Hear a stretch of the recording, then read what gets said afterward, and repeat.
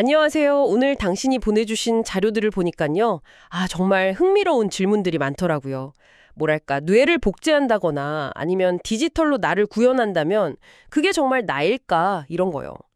레이 커즈와일의 생각도 그렇고 또 과학이나 철학, 다양한 관점에서 이 문제를 좀 깊이 들여다보겠습니다. 당신의 자료 속으로 한번 같이 가보시죠. 네, 맞습니다. 이 자료들이 의식의 본질부터 시작해서요. 생명이 존재 가능한 우주의 조건들, 그리고 인공지능이나 그 뇌 업로딩 같은 그런 미래 기술까지 아주 넓게 다루고 있거든요.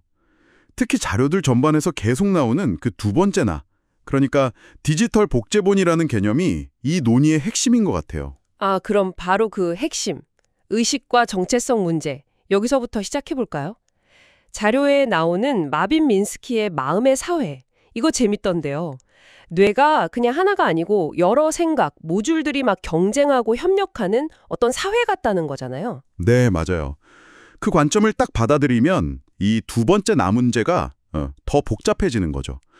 당신의 자료들이 묻는 것처럼 만약에 뇌의 모든 정보 패턴, 기억, 경험을 완벽하게 복사한 존재가 있다면요. 그 존재가 과연 나와 똑같은 의식, 같은 나라고 할 수 있을까요? 기억은 공유하니까 겉으로는 같아 보일 수 있겠지만 다른 몸, 다른 공간에 있는 순간부터 정말 같은 주관적 경험을 한다고 볼 수 있나? 이런 아주 오래된 철학적 질문이죠. 그게 바로 테세우스의 배 이야기군요. 배 부품을 하나씩 계속 바꾸다 보면 어느 시점부터 이게 원래 그 배가 아니냐, 이런 질문이요. 만약에 뇌의 일부를 기계로 바꾸거나 정보를 조금씩 디지털로 옮기면 어디서부터 나라고 할 수 없을까요? 지금 신경보철 같은 기술은 아직 그 정도까지는 아닌 것 같지만 어쨌든 방향은 그쪽으로 가는 것 같기도 하고요. 네, 그렇죠. 근데 이런 철학적인 고민이 더 깊어지는 게요. 당신 자료 중 일부가 지적하듯이 애초에 우리처럼 의식을 가진 존재가 나타날 수 있는 이 우주의 조건 자체가 이게 정말 믿기 어려울 정도로 정교하게 맞춰져 있다는 사실 때문이에요. 그 우주상수 말씀이시죠. 강력, 양력 같은 기본 힘이나 입자 질량이 아주 조금만 달랐어도 별도 없고 당연히 생명도 없었을 거라는 거요. 네. 물론 이게 우리가 존재하니까 이런 우주를 관찰하는 것뿐이다. 이런 식의 관찰자 선택 편향일 수도 있다는 지적도 자료에 나오긴 합니다. 하지만 중요한 건 의식이라는 현상 자체가 얼마나 희귀하고 또 얼마나 특별한 조건 속에서 나타났냐는 거죠. 이걸 생각하면 그 의식을 복제한다는 게 이게 얼마나 대단한 도전인지 좀 실감이 나죠. 그래서 이제 기술적인 접근 방식이 더 궁금해지는데요. AI 기술 발전 속도가 정말 놀랍습니다. 특히 자료에 나오는 겐 같은 기술. 이게 생성적 적대 신경망이었죠. 서로 막 경쟁하면서 진짜 같은 가짜 이미지나 글을 만들어내는 거요. 딥페이크처럼요. 그렇죠. 바로 그런 AI 기술을 이용해서 이미 돌아가신 분의 데이터를 기반으로 해서 대화가 가능한 디지털 존재, 그러니까 소위 레플리컨트나 애프터 라이프 같은 서비스를 만들려는 시도들이 벌써 나타나고 있거든요. 그리고 궁극적인 목표는 뇌 전체를 스캔해서 디지털 공간에 구현하는 그 뇌 에뮬레이션, WB라고 하죠. 마인드 업로딩, 바로 그거고요. 근데 뇌를 통째로 시뮬레이션 하려면 상상만 해도 어마어마한 컴퓨팅 파워가 필요할 것 같은데요? 맞습니다. 그래서 자료에는 항성 전체 에너지를 컴퓨터로 쓴다는 마트리오시카 브레인 같은 약간 공상과학 같은 아이디어까지 나오잖아요. 그만큼 뇌의 복잡성을 따라잡는 게 어렵다는 얘기죠. 예전엔 AI가 계산은 잘해도 상식이나 신체 능력은 부족하다. 모라백의 역설 이런 말도 있었는데 요즘 소피아나 아메카 같은 로봇들 보면 이것도 점점 옛말이 되어가는 것 같기도 하고요.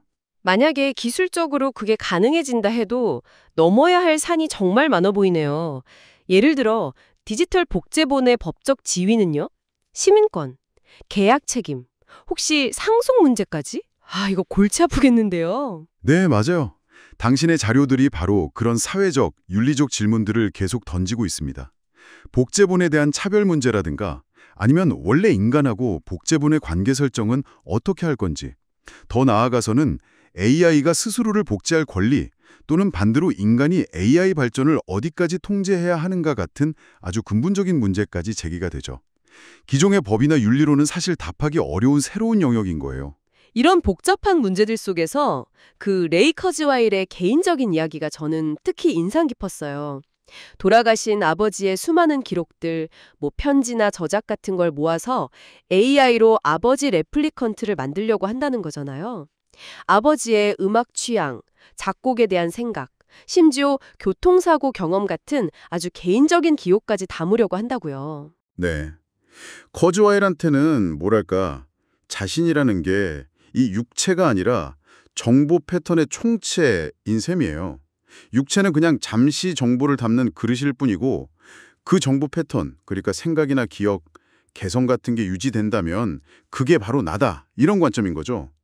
그래서 그는 언젠가 자신의 의식도 디지털로 옮겨서 영생을 얻을 수 있다고 믿는 거고요.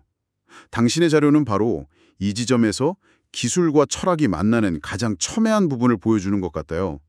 오늘 우리가 함께 살펴본 당신의 자료들은 결국 기술 발전이라는 게 우리 존재의 정의 자체를 정말 뿌리부터 뒤흔들 수 있다는 걸 보여주는 거죠.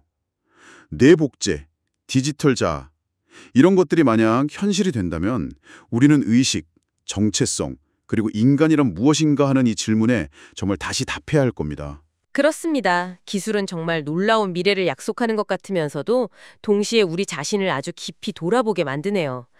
당신을 당신답게 만드는 것은 과연 무엇이라고 생각하시나요? 당신의 기억인가요? 아니면 이 육체인가요?